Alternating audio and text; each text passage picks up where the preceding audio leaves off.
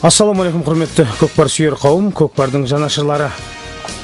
Кеңес одағының батыры Бауыржан Момышұлының 100 жылдық мерейтойына орай өткізіліп атқан халықаралық жарыстың кезекті күнгі ойындары.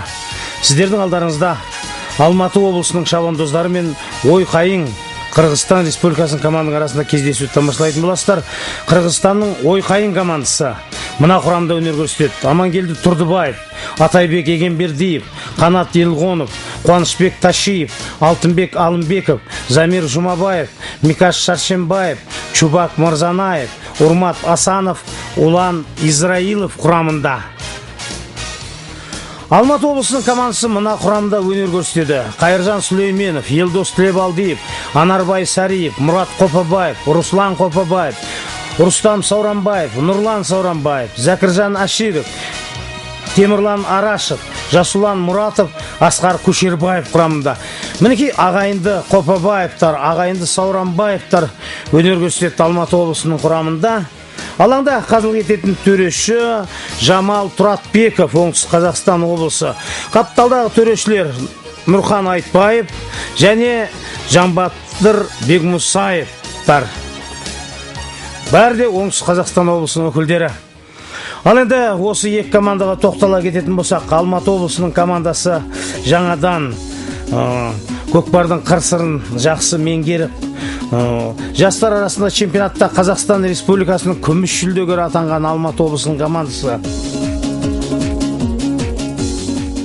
Мінекей жылдан жылға команда жігерленіп, күш-қуат, әдіс айланы жақсы меңгерген мықты команда Алматы облысының жақсы өнер көрсетіп келе жатқанын айтайық. Ал Қырғызстан Республикасының Ойқайың командасы. Бұл да асылып төселген Қырғызстан Республикасының чемпионаттарына қатысқан. Қазақстан Республикасында өтіп атқан халықаралық жарыстардың барлығына дерлік қатысып жүрген команданың бірі. Команданың жаттықтырушысы Сатыбалдиев, команданың жетекшісі Егенбердиев. Алматы облысының шабандоздарының команда жаттықтырушысы Темірлан Арашев әрі ойыншысы, команданың жетекшісі Қайыржан Сүлейменов. Мінекей ойында басталып кетті. Бір күтше шүйіліп келген Қайыржан Сүлейменов бірінші нөмірде сары шаянмен қазір көкпарды іліп кетті. Көрдіңіздер ме? Серке Қайыржан Сүлейменовтың тақымында болатын. Бірақ өкінішке орай Серкені басқан Қайыржанды көкпар алаңының сыртына ағыстырып шығарып жіберген жағдайы бар. Қазір жекпе-жек екі командадан бір-бір шабандоз ортаға шығады. Кімдер шығар екен? Қайыржан Сүлейменовті көріп отырмын.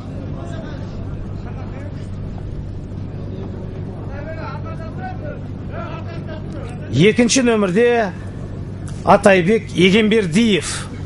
Мінекей Атайбек пен Қайыржанның арасындағы жекпе-жек 2 минут уақыт беріледі. Қазір Саршаян мінекей Қайыржанға ыңғай жасап, Серкені көтеруіне мүмкіндік жасады. Серке Қайыржан Сүлейменовтың тақымында. Мінекей Қайыржан көтеріп басып алып, астындағы Сарышаян атты сәйгүлік, Астана қаласының командасында өнер көрсетіп жүрген сәйгүлік қазір Алматы облысының намысын жыртуда. Өйткені атты қомақты теңгеге Алматы облысының көкпардың жанашырлары, осы команданың жанашырлары, тілеулестері сатып алып, қазір сол команданың сапына қосқан жағдайы бар. Аттың егесі Бекет Әбишев деген мырза. Серке әлі де сол Сарышаянда, Қайыржан Сүлейменовте. Мінекей Қайыржан не істер екен, бірақ Ойқайың командасының шабандоздары да қарап қалмай, қазір Қайыржанның тақымындағы Серкені қалайда тартып алуға тырысуда. Нұрлан Сауранбаев қазір Қайыржанға көмектесіп.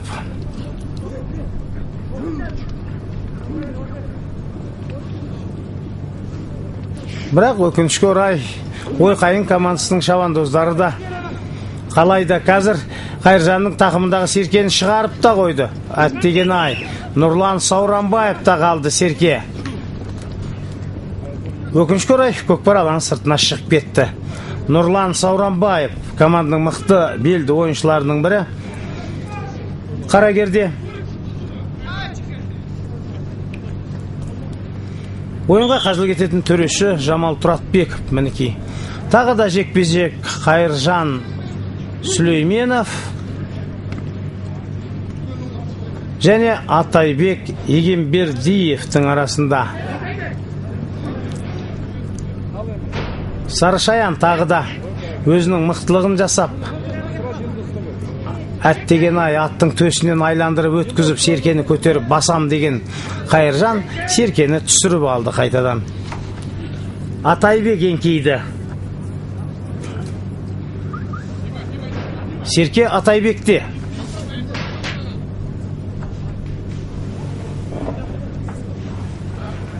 Мінекей екі шабандоздың арасындағы Атайбек Егембердиев серкені көтеріп тақымына басып алды.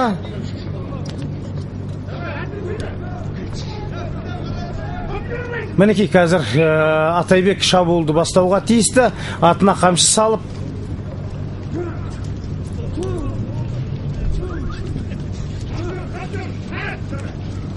Бірақ Алматы облысының шабандоздары да кес-кестеп алдынан көлденең тұрып қазір. Мінекей Атайбек шығып, шабуылды бастады. Командалық әріптестері қазір көмектесуге тиісті.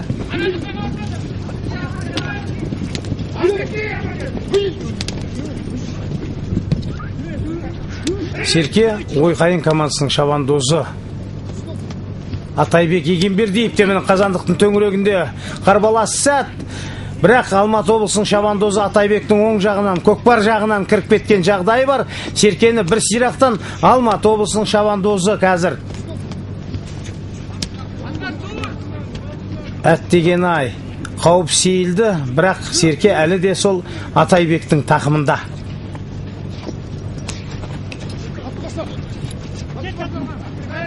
Нұрлан Сауранбаев қазір серкеге жармасып. Серке көкпар алаң сыртына шығып кетті. Кезекті жекпе-жек кімдер шығар екен?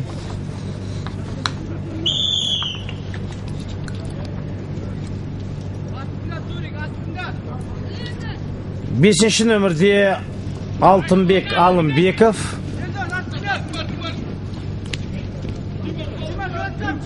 Алматы облысының шабандозы қазір жөнінен серкені ұстап көтеріп, бірақ көріп отырсыздар, 9-шы нөмірде Темірлан Арашев. Серкенің сирағынан ұстау керек. Сонда серке жарты салмағымен көтерілетті. Шабандоз егарына қонған заматта серкені аттың екпінімен алып кетеді. Мінекей қазір серкені Елдос Лебалдиев көтерді. Команданың белді мықты ойыншыларының бірі Елдостың тақымында. Досай атты Сәйгүлік пен Елдос келді қазандыққа. Не істер екен? Бірақ мінекей қараңыздаршы, қазандықтың төңірегінде бірақ Елдосты із қадағалап, қазір Ойқайын командасының шабандоздары қалайда Елдосты жібермеуге тырысуда, бірақ Елдос Лебалдиев атының мықтылығынан көріп отырсыздар ма?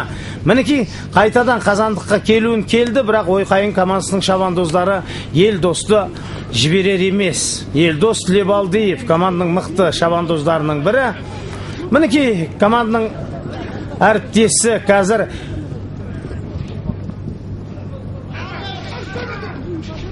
қазандықтың төңірегіндегі қарбалас сәт көріп отырсыздар. Серке қазір Елдостан Ойқайын командасының шабандозына ауысқан болатын, бірақ Алматы облысының шабандозы қазір серкені 11-ші нөмірде Асқар Көшербаев. Серке көкпар алаңына түсіп қалды. Кезекті жекпе-жек мінекей Атайбек Егембердиев 2-ші нөмірде Қайыржан Сүлейменовтың арасындағы кезекті жекпе-жек. Жаңа Атайбек бір көтерген болатын. Көрдіңіздер ме? Атайбек тағы да серкені көтеруге ыңғайланып жатыр. Атының мықтылығының арқасында. Қазір Сарышаян тұрып алды. Мінекей Атайбектің атын кеудесімен итеріп, Қайыржанға көтеруіне ыңғай жасаған Сарышаян. Мінекей серкені Қайыржан көтеріп басып алды. Серке Қайыржанның тақымында.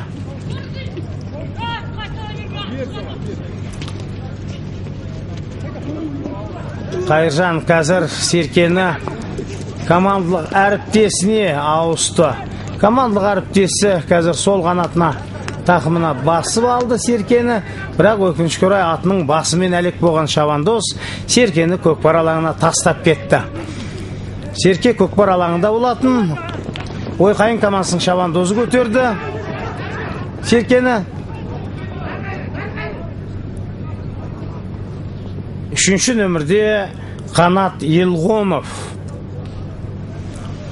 Өкінішке орай Серке тағы да көкпар алаңының сыртына шығып кетті. Кезекті жекпе-жек Урмат Асанов, Елдос. Мінекей Урмат көтеріп кетті. Өкінішке орай тағы да Серке көкпар алаңының сыртына шығып кеткен жағдайы бар.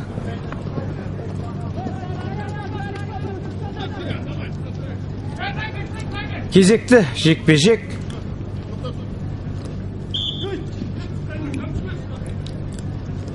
Атайбек Егенбердиев, Қайыржан Сүлейменов.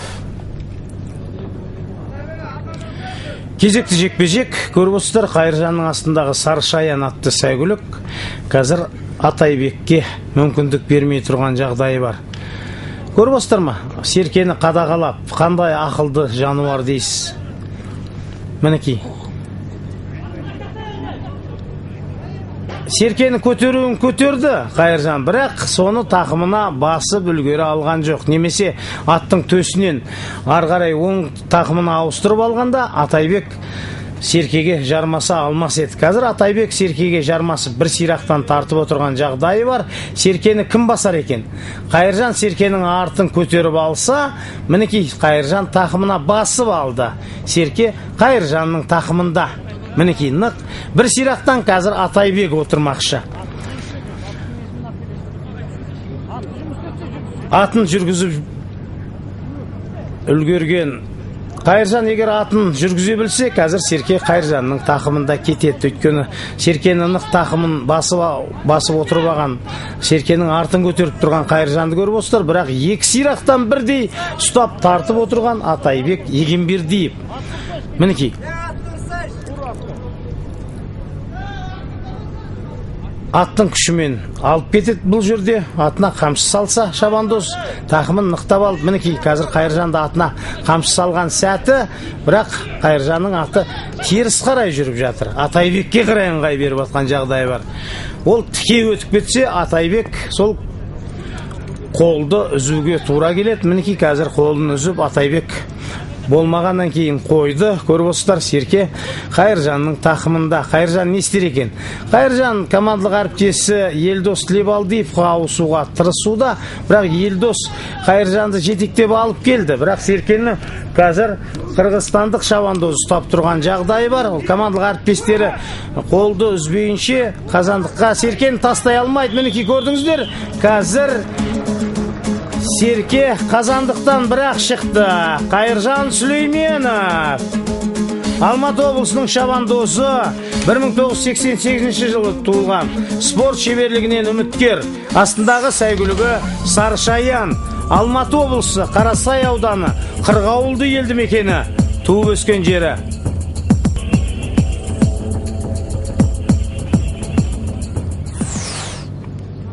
Мінекей есеп ашылды. Есеп 1-0 Алматы облысы шабандоздарының пайдасында. Ойынның 13-ші минуты. Қайыржан Сүлейменов Сарышаянмен.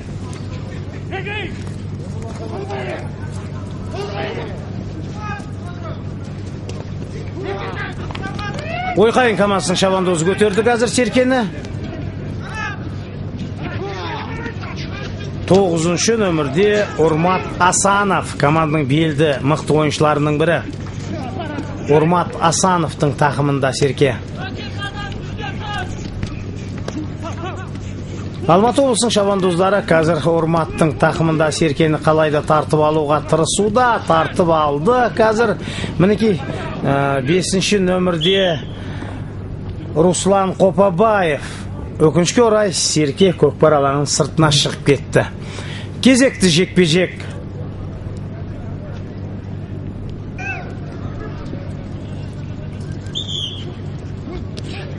Нұрлан Сауранбаев 7-ші нөмірде және Урмат Асанов.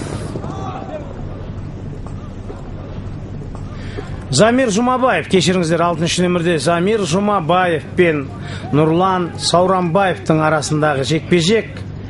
Кімнің мерейі үстем болар екен? Замирдің астындағы аты қайта-қайта Замирге ыңғай жасап атыр Серкеге еңкейіп көтеруіне. Бірақ Нұрлан атының мықтылығының арқасында, қараңыздаршы, Замирді итеріп, қазір Серкенің жөнінен ұстап көтерген Нұрлан, осы сирақтан ұстап кетсе Серке Нұрланда кетер еді. Көрдіңіздер ме?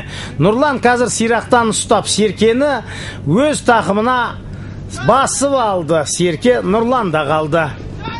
Нұрлан Сауранбаев команданың белді мықты ойыншыларының бірі. Алматы облысының шабандозы.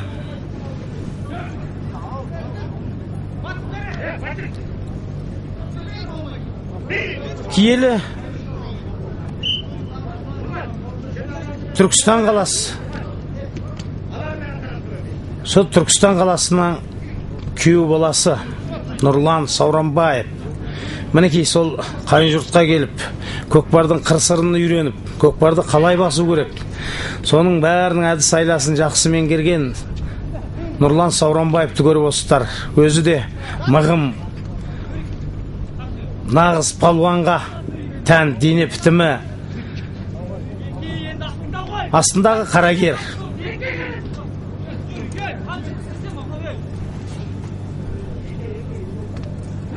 Серкені қазір қырғызстандық шабандоз ілген болатын. Мінекей, екі шабандозға 2 минут уақыт беріледі. Егер 2 минуттың ішінде Серке көтерілмесе, мінекей Нұрлан тағы да Серкені көтеріп кетті, бірақ көтеріп Ойқайын командасының шабандозына подарқы беріп кетті. Мұны көріп отырсыздар ма? 5-ші нөмірде Ойқайын командасының шабандоз қазандыққа ат деген қазандықтың жиегіне ұрылған Серке көкпар алаңына түсті. 5-ші нөмірде Алтынбек Алымбеков болатын. Нұрлан қазір Серкені көтеріп Алтынбекке көтеріп берді. Сұрағандай боп Алтынбек қолынан сұрап алғандай боп алып кеткен жағдайы бар. Көрдіңіздер, Нұрлан шаршап тұрған. Өкінішке орай Алтынбек бұл мүмкіндікті пайдалана алмады. Қазандыққа жеке шыққан Ойқайын командасының шабандозы Серкені қазандыққа ұрып көкпар алаңына түсірді. Ойын жалғасын табуда. Тағы да сол Алтынбек Алымбеков.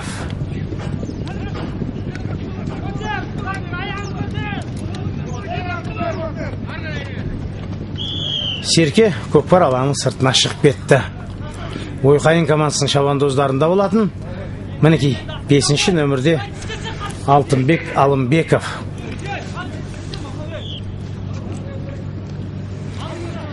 Кезекті жекпе-жек Урмат Асанов, Қайыржан Сүлейменовтың арасында. Сарышаян мен Урматтың астындағы айқашқа Сарышаян тағы да Қайыржанның жеңімпаз атануына жағдай жасады. Мінекей Серке Қайыржан Сүлейменовтың тақымында. Қайыржан қазандыққа жеке келіп, мінекей келесі салымға қол жеткізді. Ойынның бірінші бөлігінің соңғы секундтары болатын. Қайыржан Сүлейменов есепті 2-ге жеткізді. Есеп 2-0 Алматы облысы шабандоздарының пайдасында. Мінекей Қайыржанның кезекті салымын көрдіңіздер. Осы кездесудегі екінші салымы Сарышаян мен Қайыржанның есеп 2-0.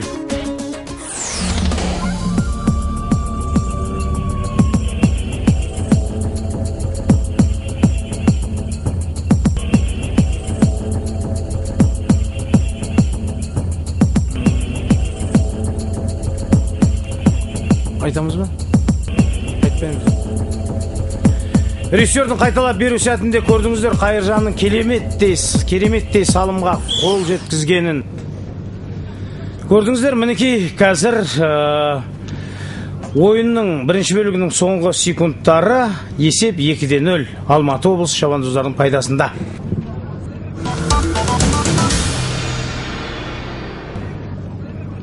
Мінекей ойынның екінші бөлігінде алаңдағы төреші Жамалбек Тұратбековтің баға белгі беруінен басталып та кетті. мінекей тағы да бүркітше шүйіліп келіп Сарышаян мен Серкені іліп кеткен Қайыржан Сүлейменовті көрдіңіздер. Серке Қайыржан да кетіп бара жатыр. Сарышаянның үстінде Қайыржан Сүлейменов. Алматы облысы Қарасай ауданы Қырғауылды елді мекенінде. Тумасы атақты Мәтжан Шабандоздың ұлы Қайыржан Сүлейменов. Мінекей қазандықтың төңірегінде не істер екен? Мінекей Қайыржан Сүлейменов. Командалық әріптесі қазір Қайыржанның Серкені қазандыққа тастауына мүмкіндік жасады. Серкеге жармасып тұрған Ойқайын командасының шабандозын келіп атымен қағып қолын үзген Алматы облысының шабандозы Қайыржанның үшінші салымды болуына қол мүмкіндік жасады. Есеп 3-0. Мінекей көріп отырсыздар ма? Сарышаян мен Қайыржан кезекті салымға қол жеткізді. Міне режиссердің қайталап беру сәтінде қараңыздаршы. 11-ші нөмірде Асқар Көшербаев. Міне командалық әріптесінің дер кезінде сол жерден табылуының арқасында. Бұл да әдіс айла тәсіл командалық ойындағы. Есеп 3-0. Алматы облысы шабандоздарының мерейі үстем болуда. Қазір Ойқайын командасының шабандозы ілген болатын, бірақ Серке көкпар алаңында түсіп қалды. Серкені Ойқайын командасының шабандозы Алтынбек Алымбеков қазір көтерген болатын. Серке Алтынбектің тақымында өкінішке орай көкпар алаңының сыртына шығып кетті. Кезекті жекпе-жек. Ал құрметті көкпар сүйер қауым, көкпардың жанашырлары. 1991 жылдың 16 желтоқсанында Қазақстан Республикасының тәуелсіздігі жарияланып, мемлекеттің егемендігі туралы заң қабылданған болатын. Мінекей содан бері қарай Құда қаласа келесі жылы 20 жыл толады екен. Сол 20 жылдың ішінде ел егемендігін алғаннан бері ұлттық спортымыз қанатын кең жайып, халықтап, чемпионаттар қыза түсіп, командалар чемпионаттарда қосылып, қазір барлық облыстарда командалар түзеліп, барлық облыстарда ұлттық спорт мектептері жұмыс істеп жасап жатқандары бар. Чемпионаттарға 13 команда қатысуда. Мінекей, сонымен бірге халықаралық деңгейде жарыстар өтуде. Оны да айта кетуіміз керек. Мінекей, соның барлығы елдің егемендігінің арқасында. Мінекей, сол егемендігіміздің арқасында осындай ұлттық спортымыз жанданып, қалықтап, аспанда қанатын кең самғап жатқан жағдай бар. Азия біріншіліктері өтті, Евразия кубок өтті, бірнеше халықаралық жарыстар өтіп жатқан жағдай бар. Мінекей, соның барлығы сол егемендігі еліміздің егемендігінің арқасында қол жеткізгенімізді мен атап өткім келіп отыр. Мінекей, ойын екі команданың арасында жалғасын табуда. Ойқайын командасының шабандоздары мінекей, ойынның екінші бөлігінде Серкені тақымына басып алып, мінекей, Серкені қарсыластарына бермей, екінші нөмірде Атайбек Егенбердиев. Мінекей, Атайбектің тақымында Атайбек не істер екен? Мінекей, атын ойнатып Атайбек қазір көкпар алаңының ортасында ойқастатып жүрген жағдайы бар. Мінекей, қазандықтың төңірегінде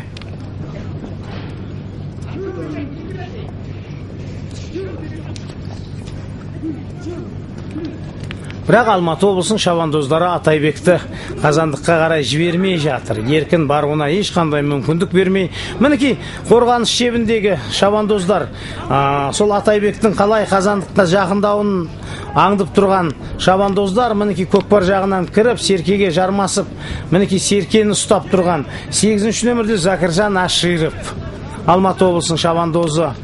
Закиржан да мінекей қазір қайтадан сол Серкені тақымына басып алып, Атайбек әлі де сол көкпар алаңында жүр, бірақ қазандыққа еркін баруына ешқандай мүмкіндік бермей жатқан жағдайы бар.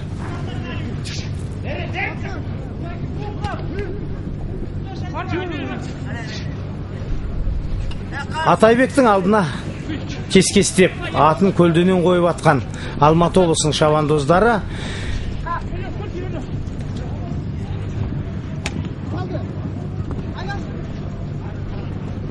мінекей қазір Серке тақымынан шығып қалды. Ойқайын командасының шабандозы бірақ қапсырақ құшақтап Серкені. Бірақ Серке қазір Алматы облысының шабандоздары Серкені тартып алған болатын. Қараңыздаршы.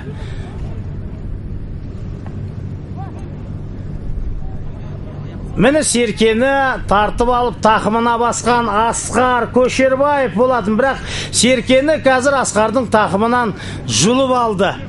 Мінекей Ойқайын командасының мықты шабандоздарының бірі 5-ші нөмірде Алтынбек Алымбеков болатын. Өкінішке орай көкпар алаңының сыртына шығып кетті. Кезекті жекпе-жек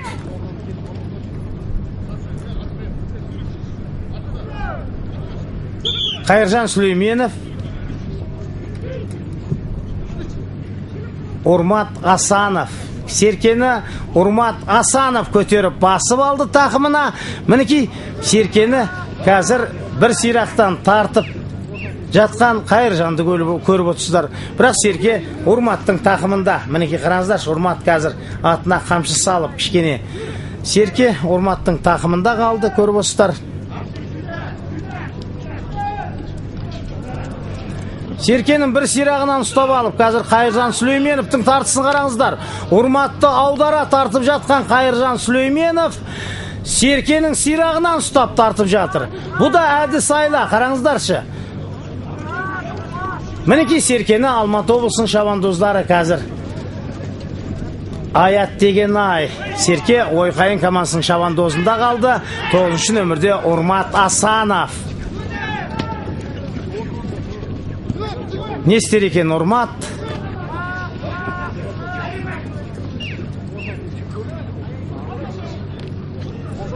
Нұрлан Сауранбаев қазір Серкеге барып жармасқан.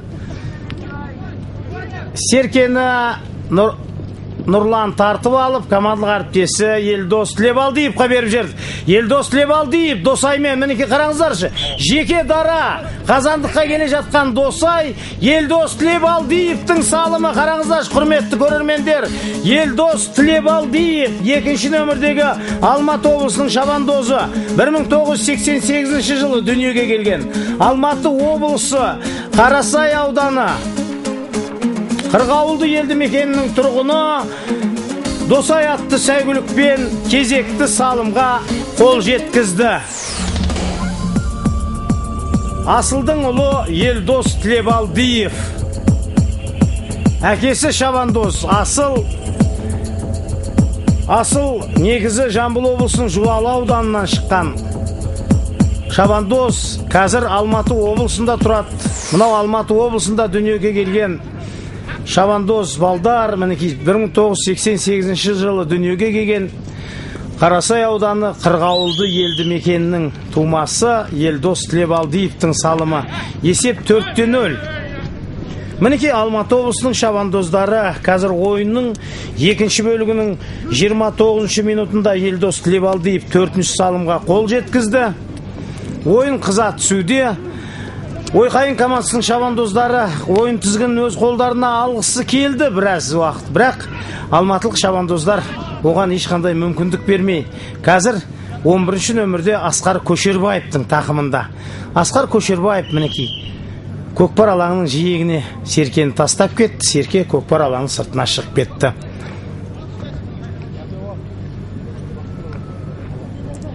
Аттың басын сол көкпар алаңының жиегіне қарай бұрмай, көкпар алаңының ортасына қарай бұруға тиістеді Асқар. Кезекті жекпе-жек Замир Жұмабаев, Қайыржан Сүлейменов. 6-ші нөмірде Замир Жұмабаев Ойқайыңнан, 1-ші нөмірде Қайыржан Сүлейменов Сарышаянда. Мінекей Қайыржан Сүлейменов біліп кетті Серкені.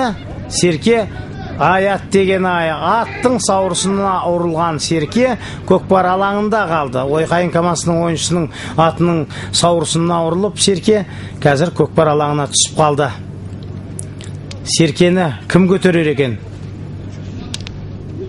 Мінекей ат тұяғына жаншылып, селт етпей, мені кім көтереді деген сыңай білдіргендей, ақ Серке көкпар алаңында жатыр. 1 минут уақыт беріледі. 1 минуттың ішінде Серке көтерілмесе, алаңдағы төреші ойынды тоқтатуға тиісті.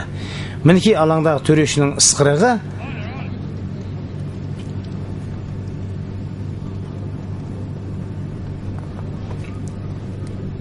Серке шеңбердің ортасына тасталынады да, екі командадан бір-бір шабандоз ортаға шығады. Қазақша айтқанда жекпе-жек.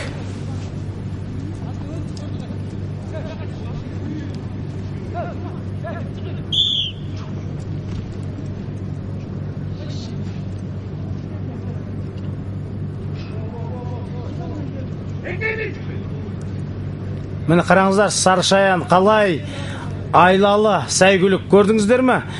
Кеудесімен итеріп, Серкені жауып, қазір Қайыржанға ыңғай жасап тұр. Көрдіңіздер ме? Мінекей, қарсыласын жібермей, мені Қайыржан Сүлейменов Серкенің сирағынан ұстады да, Серкені көтеріп тақымына басып алды. Алматы облысы командасының мықты шебер ойыншыларының бірі Қайыржан Сүлейменов. Жастар арасында чемпионатта ысылып төселген шабандоз. Қазақстан Республикасының 6-шы чемпионатының жастар арасында күміс жүлдегері Қайыржан Сүлейменовтың келесі салымы, құрметті көрермендер. Ойынның екінші бөлігінің 33-ші минуты Қайыржан мен Сарышаянның кезекті салымын көрдіңіздер. Есеп 5-0.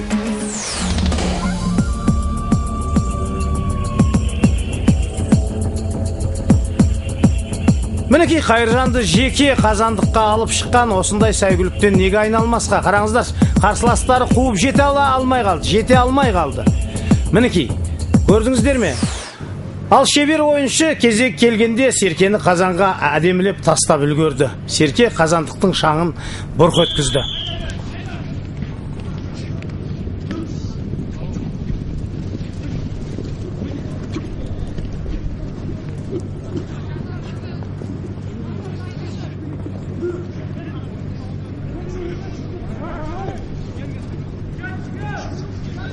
Серке үшін талас, мінекей көріп отырсыздар, жаңа шауып келіп еңкейген Алматы облысының шабандозы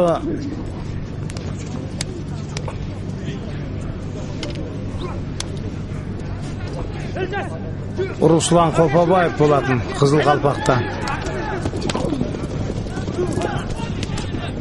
Серкені Алматы облысының шабандоздары Жасулан Мұратов басып алды. Серке Жасулан Мұратовтың тақымында.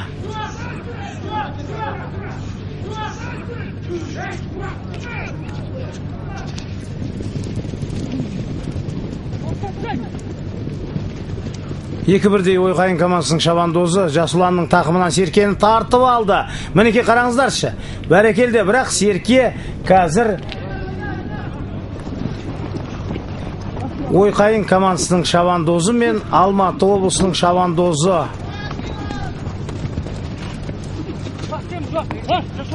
Серке қайтадан, мінекей тартыс Серке үшін. Мені дода, мені тартыс. Қараңыздаршы, жаппай көкпарда бұндай тартыс болмайды, оны сіздер білесіздер. Ал командалық жүйеде көкпарда мінекей таза тақыммен егардың басына қайырмай. Қазір Ойқайын командасының шабандозы 9-шы нөмірде Ормат Асанов.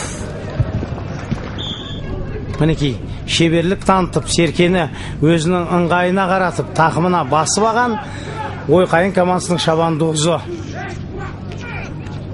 Қазір қалайда Серкені сол Орматтың тақымынан тартып алуға тырысқан Алматы облысының шабандоздары қазір Орматты қуалап жүр, бірақ Орматтың Серке әлі де тақымында.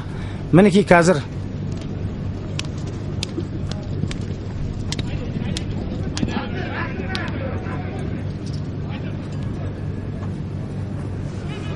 Серке көкпар алаңында қалды.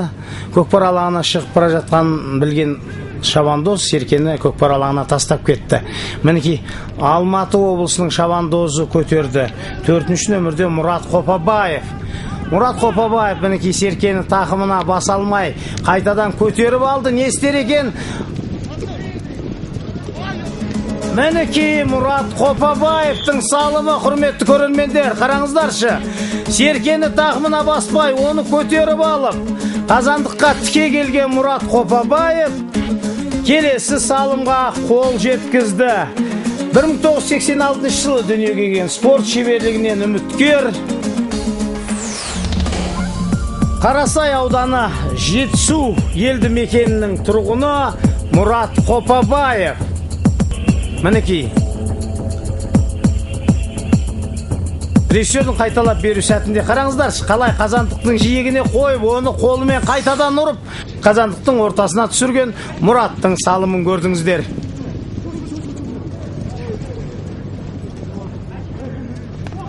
Ойынның екінші бөлігінің 38-ші минуты Мұрат Қопабаев 6-ші салымға қол жеткізді.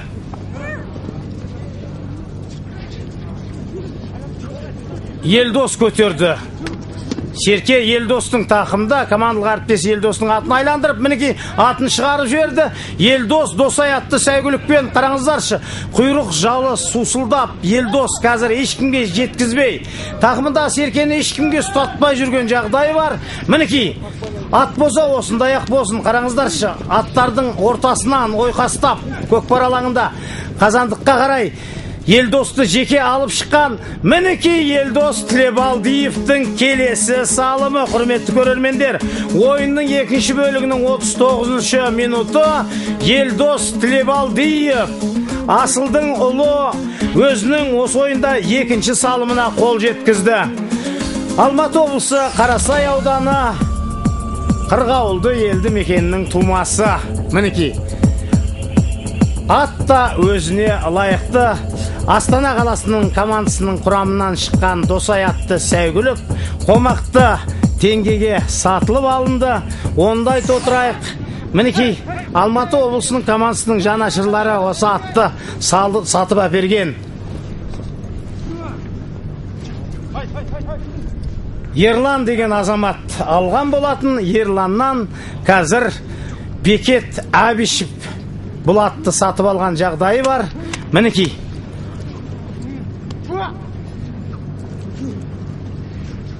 ойын жалғасын табуда. Ойынның екінші бөлігінің соңғы секундтары өтуде. Қазір Серке көкпар алаңында жатыр. Кім көтерер екен?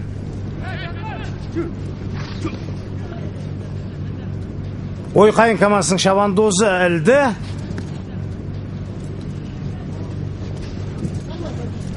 Тоғызыншы нөмірде Урмат Асанов.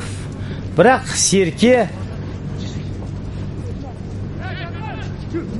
Урматтың тақымында болатын. Мінекей Урмат Асанов әлі де Серкені, бірақ Серкені қазір Алматы облысының шабандоздары тартып алды. Алаңдағы төрешінің ысқырығы, ойын аяқталды. Есеп 7-0 Алматы облысы шабандоздарының пайдасында. Ойынның 13-ші, 20-ші және 21-ші, 33-ші минуттарында Қайыржан Сүлейменов 4 салым саса, ойынның 29-ші және 39-ші минуттарында Елдос Тілебалдиев, ойынның 38-ші минутында Мұрат Қопабаев 1 салым салып, Алматы облысының командасын жеңіске жеткізді. Есеп 7-0 Алматы облысы шабандоздарының пайдасында. Сіздермен бірге болған Қазақстан ұлттық телеарнасы әскери патриоттық және спорт бағдарламалары шығармашылық бірлестігі хабарды жүргізген Мұрат Қыдырбай. Келесі көкпар додаларында кездескенше ағайын.